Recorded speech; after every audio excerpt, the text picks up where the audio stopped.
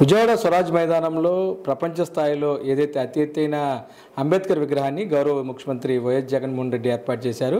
ఈ నేపథ్యంలో ఈ అంశం మనతో మాట్లాడతాకి సీనియర్ ఐఆర్ఎస్ అధికారి ఉప్లేటి ప్రసాద్ గారు మనతో ఉన్నారు. సార్ చెప్పండి, ఈ గౌరవ ముఖ్యమంత్రి గారు విజయవాడ స్వరాజ్ మైదానంలో ఒక గొప్ప అంబేద్కర్ గారి విగ్రహాన్ని ఏర్పాటు చేశారు. దీని మీద మీ విలువైన అభిప్రాయం తెలుసుకోవడానికి ఈరోజు మిమ్మల్ని కలవటానికి వచ్చాను.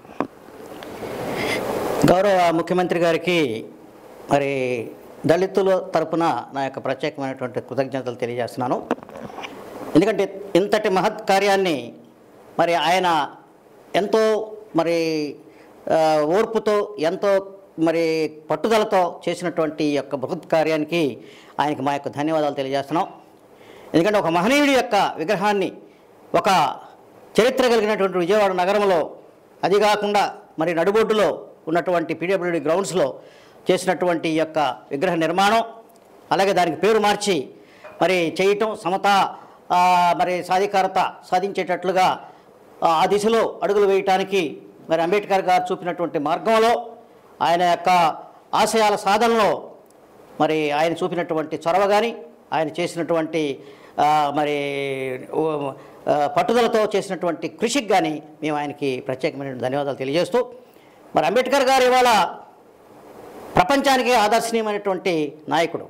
ఎందుకంటే ఆయన హింస అనేటటువంటిది లేకుండా అహింసా పద్ధతుల్లో సామాజిక మార్పు, సమతావాదం, బహుజనవాదం, అణగారిన వర్గాలు, బలహీన వర్గాల యొక్క అభ్యున్నతికి ఆయన శాంతియుతంగా ప్రజాస్వామ్యబద్ధంగా చేసినటువంటి ఉద్యమ ఫలితంగా ఏర్పడినటువంటి సామాజిక మార్పు మరి మనం చూస్తూ ఉన్నాం. అనేక మంది జీవితాల్లో వెలుగును తీసుకొచ్చారు ఆయన. ఆయన అనేక తరాలకి మార్గదర్శకంగా నిలిచారు. ఆయన మాకే కాదు, బడుగు బలహీన వర్గాలకే కాదు, ఈవెన్ భారతదేశంలో ఉన్నటువంటి పౌరులందరికీ కూడా ఒక ఆధునికమైనటువంటి ప్రజాస్వామ్య విధానాలని, పరిపాలనా విధానాలని, మరి అలాగే ఎలాగా అడ్మినిస్ట్రేషన్ చేయాలనేటువంటి దాని మీద, అలాగే ఒక పరిపూర్ణమైనటువంటి న్యాయ వ్యవస్థని ఇక్కడ ఏర్పాటు చేయడం జరిగింది. మరి ఆయన చేసినటువంటి కృషి ఫలితంగా మనకు రాజ్యాంగం ఏర్పడింది. ఆ రాజ్యాంగం ద్వారానే ఇవాళ పార్లమెంటు కానీ, అసెంబ్లీలు కానీ, మరి న్యాయ వ్యవస్థ కానీ, అడ్మినిస్ట్రేటివ్ వ్యవస్థ కానీ అన్నీ కూడా మరి పకడ్బందీ సిద్ధాంతాలతో, సూత్రాలతో ఇవాళ సక్సెస్ఫుల్గా విజయవంతంగా 76 సంవత్సరాలు నిండిపోయినటువంటి స్వాతంత్ర భారతదేశంలో అంబేద్కర్ గారు సాధించినటువంటి మరి కీర్తి ఎనలేనిది. ఆయన ఈ దేశానికి చేసిన సేవ మరి విలువ కట్టలేనిది. ఆయన మహోన్నతమైనటువంటి వ్యక్తిత్వం, ఆయన మరి మరపురాని సేవ ప్రజలందరికీ ఇక్కడ ఎప్పుడు గుర్తుంటుంది. ఆయన ఒక భారతీయులకే నాయకుడు కాదు, ఆయన అంతర్జాతీయ నాయకుడుగా మరి వెలుగొందుతాడు. ఎందుకంటే మన అనేక పార్టీలు, అనేక ఉద్యమాలు, ఫ్రెంచ్ విప్లవం కానీ, రష్యన్ విప్లవం కానీ, మరి కమ్యూనిస్టు ఉద్యమాలు కానీ, ఏదైనా కానీ హింసాత్మకంగా నడిచినాయి. కానీ మరి ఇక్కడ అంబేద్కర్ ఉద్యమం అనేటువంటిది అహింసా పద్ధతుల్లో ప్రజాస్వామ్యబద్ధంగా, న్యాయబద్ధంగా జరిగినటువంటి యొక్క ఉద్యమం మరి చాలా ఆచరించదగింది, చాలా మరి ఉన్నతమైనదిగా నేను భావిస్తున్నాను. అలాంటి మహనీయుడి యొక్క విగ్రహాన్ని ఆవిష్కరించడం అనేటువంటిది మరి చాలా గొప్ప విషయంగా భావిస్తూ, మరి ఆంధ్రప్రదేశ్ ప్రభుత్వానికి, అలాగే ముఖ్యమంత్రి మరి వైఎస్ జగన్మోహన్ రెడ్డి గారికి నా యొక్క ప్రత్యేకమైనటువంటి ధన్యవాదాలు తెలియజేస్తాను. చెప్పండి, చాలామంది రాష్ట్రంలో పరిపాలించారు, ఎవరు కూడాను ఆయన గురించి మాటలో తప్ప చేతలో చూపలేదు. ఈ నేపథ్యంలో ముఖ్యమంత్రి గారు అంటే ముందు నుంచి కూడాను మీరు రాజకీయాల్లో తెలిసిన వ్యక్తి, కలిసిన వ్యక్తి. ఈ నేపథ్యంలో టీడీపీలో ఉన్న చంద్రబాబు చేయలేంది ఆంధ్రప్రదేశ్లో జగన్ గారు ఎందుకని చేయగలిగారు? అంటే ఇది యాక్చువల్గా చాలామంది నాయకుల్లో అంబేద్కర్ గారి యొక్క సిద్ధాంతం చాలామంది నాయకులకు తెలియదండి. ఇవాళ చంద్రబాబు నాయుడు గారికి కూడా 14 సంవత్సరాలు ఈ రాష్ట్రాన్ని పరిపాలించారు. అలాగే ఇంకో 15 సంవత్సరాలు ప్రతిపక్ష నాయకుడిగా ఉన్నారు. మరి దాదాపు 30 సంవత్సరాల ఆయన యొక్క ఉన్నతమైన రాజకీయ జీవితంలో ఆయన ఎంతో మరి మన్ననలు పొందినటువంటి నాయకుడే. కానీ అంబేద్కర్ సిద్ధాంతాన్ని అర్థం చేసుకోవడంలో ఆయన పూర్తిగా విఫలమయ్యారని నా అభిప్రాయం.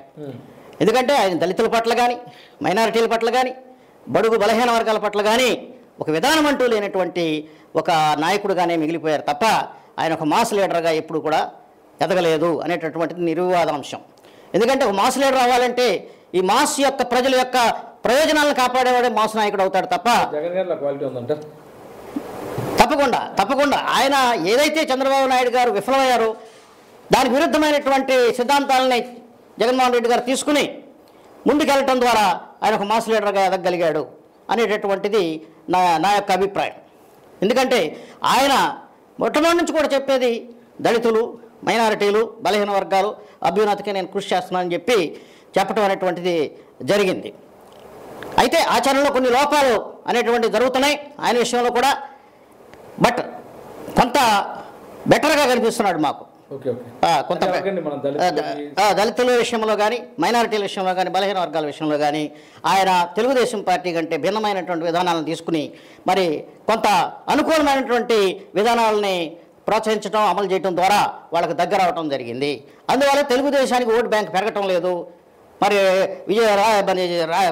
జగన్మోహన్ రెడ్డి గారి ఓట్ బ్యాంక్ ఎప్పుడు స్థిరంగా అలాగే ఉండిపోయింది అనేటువంటిది అనేక సర్వేల్లో మరి తేటతెల్లమైంది.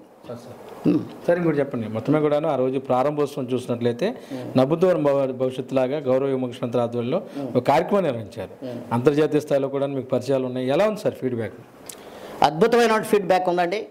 నేను పర్సనల్గా చాలా సంతోషంగా ఉన్నాను. అలాగే మా దళిత సంఘాలన్నీ కూడా చాలా చాలా సంతోషంగా ఆనందదాయకంలో మునిగిపోయారు. ఎందుకంటే అంతటి చక్కటి విగ్రహాన్ని నిర్మించడమే కాకుండా దాని ఓపెనింగ్ సెరమనీని ప్రపంచవ్యాప్తంగా కూడా మరి దాన్ని వీక్షించే విధంగా చాలా అద్భుతమైనటువంటి కార్యంగా తీర్చిదిద్దారు. దానికి మేము మరి ఎప్పుడూ కూడా కృతజ్ఞతలు ఉంటామని చెప్పి తెలియజేస్తున్నాం. సార్ చెప్పండి, పామర్ రాజకీయాల్లో మేడం గారు టీడీపీగా ప్రాంతంలో పోటీ చేశారు. ప్రస్తుతం కొంచెం సైలెంట్గా ఉన్నట్టున్నారు. రాబోయే రోజుల్లో రాజకీయ ప్రస్థానం ఎలా ఉంటుంది? మేడం గారు 4 సార్లు పోటీ చేశారు పామర్లో. మరి 4 సార్లలో 3 సార్లు ఓడిపోవడం జరిగింది. ఒకసారి వైసీపీ మీద గెలవడం జరిగింది. అయితే పామర్ సీటు విషయంలో మేము పోటీ చేయమని చెప్పి చంద్రబాబు నాయుడు గారికి చెప్పడం జరిగింది. ఓకే. సో అందువల్ల ఆయన ఏమో మాకు సీటు మార్చి ఇమ్మని చెప్పడం జరిగింది. అలాగే బాపట్ల పార్లమెంట్ సీటు ఉండి అక్కడ పామర్ అసెంబ్లీలో అక్కడ తెలుగుదేశం గెలిచే విజయావకాశాలు చాలా తక్కువగా ఉన్నాయి. మాకు ఏదైనా సీటు మార్చేస్తే పోటీ చేస్తాం, లేదంటే మేము పోటీ చేయమని చెప్పడం జరిగింది. అది కాకుండా దళిత విధానాలు సిద్ధాంతాల పట్ల ఆయనకి ఏ రకమైనటువంటి చిత్తశుద్ధి కానీ, ఏ రకమైనటువంటి విధానం కానీ లేకపోవటం నేను అడగటం జరిగింది. దాంతో విభేదించాను ఆయనతోటి. కాబట్టి మేము ఆ పార్టీకి కొంచెం దూరంగా ఉండటం జరుగుతుంది. ఇప్పుడు సార్ చెప్పండి, మీలాగే తిరువురులో కూడాను నల్లగొండలో స్వామిదాస్ గారి పరిస్థితి కూడా అలాగే ఉంది. అయితే గౌరవ ముఖ్యమంత్రి వారు ఏదైతే ఆర్థికంగా నష్టపోయిన విధానం కావచ్చు, సీనియర్ పొలిటీషియన్ విధానం కావచ్చు, అన్నీ కూడాను అంటే జగన్ గారు చాలా దగ్గరగా దళితుల్ని మీరు డబ్బులు ఎంత ఇస్తారు, మీరు ప్యాకేజ్ ఎంత అని అడగకుండా సీట్లు ఇస్తుంటే తెలుగుదేశం పార్టీలో మీరు ఎంత పెట్టుబడి పెడతారనే విధానం ఎందుకుందంటారు? తెలుగుదేశం పార్టీ ఎప్పుడు కూడా అధికమైనటువంటి డబ్బు వెచ్చించడం ద్వారా మాత్రమే రాజకీయాలు చేయటం అనేటువంటిది మొదటి నుంచి జరుగుతూ ఉన్నటువంటి విషయం. ఎక్కువ పెట్టుబడి చేసేటువంటి హైయెస్ట్ బిడ్డర్కి సీట్లు అమ్ముకునేటువంటి విధానాన్ని ఇవాళ తెరలేపారు. అంత క్రితం కొంచెం మంచిగానే ఉన్నప్పటికీ కూడా ఇప్పుడు గత 2 ఎలక్షన్లు, ఇప్పుడు జరగబోయే ఎలక్షన్లలో హైయెస్ట్ బిడ్డర్కి సీట్లు ఇవ్వటం అనేటువంటి విధానాన్ని వాళ్ళు అమలు చేస్తున్నారు. ఇది మంచి పద్ధతి కాదు. ఎందుకంటే ధనం ఒక్కటే ప్రధానమైనటువంటి లక్ష్యంగా తీసుకోకూడదు. ఎందుకంటే సేవాగుణం ఉండాలి, ప్రజలతో సత్సంబంధాలు ఉండాలి, మాస్ లీడర్గా ఉన్నటువంటి వాళ్ళని గుర్తించాలి, మరి సేవాగుణం ఉన్నటువంటి వాళ్ళని గుర్తించాలి. అలాంటి నాయకులను పక్కన పెట్టి కొత్త నాయకత్వం తెలుగుదేశంలో రావడం వల్ల అంతా కూడా కమర్షియల్ రాజకీయాలు జరుగుతున్నాయి. అంతా కూడా డబ్బులు ఎక్కువగా ఎవరు పెడితే వాళ్ళకి ఇచ్చేటట్లుగా వాళ్ళు విధానాలు తీసుకోవటం పార్టీకి నష్టం చేస్తుందని చెప్పి. చాలామంది ఎస్సీలు ఉప ముఖ్యమంత్రులు ఉన్నారు, మంత్రులు ఉన్నారు. వైసీపీ విషయాలు నాకు తెలియదండి. నేను ఎందుకంటే వైసీపీలో ఇంతవరకు చేరలేదు కాబట్టి వైసీపీలో ఏం జరుగుతుంది అనేటువంటిది నాకు తెలియదు. కాబట్టి నేను దాని మీద పెద్దగా నేను స్పందించలేను. కానీ టీడీపీ విషయంలో ఈసారి తప్పకుండా హైయెస్ట్ బిడ్డర్కే సీట్లు ఇస్తున్నారు అనేటువంటిది పత్రికాముఖంగా కానీ, సోషల్ మీడియా ముఖంగా కానీ అన్ని విధాలుగా కూడా మనం తెలుసుకుంటున్నాం.